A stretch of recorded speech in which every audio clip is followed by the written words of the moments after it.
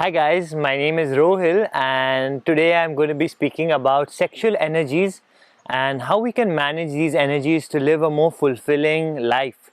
So in the yoga philosophy, sexual energy is seen as the core. It's the vital force, it's the core of our energy. So with this energy we can create new life, and also through this energy we can create a new life within ourselves.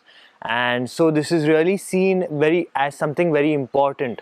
Of course, nowadays there's a lot of confusion and a lot of people are stressing upon complete abstinence, brahmacharya, where they're saying that don't indulge at all in sex. Sex is bad, sex is evil. I think that what's really important when it comes to understanding sex is, first of all, accepting our desires, that we do have sexual desires.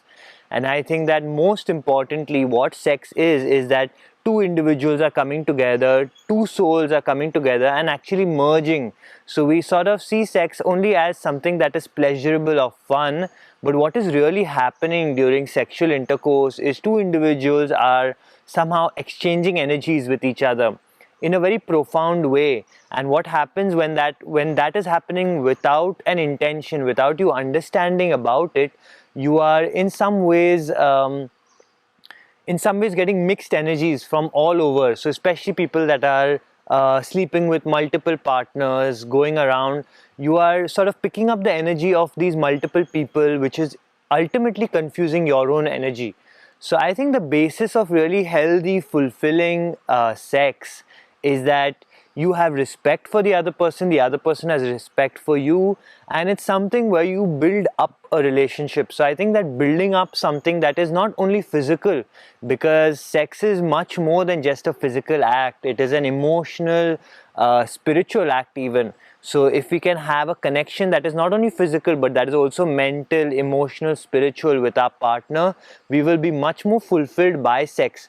So actually the issue I feel today is that a lot of our media and everything on TV, on the internet, is sort of describing sex as something in particular, a particular cultural definition of sex, where they are seeing it as guys should be going around with multiple women and you are a macho guy if you do that.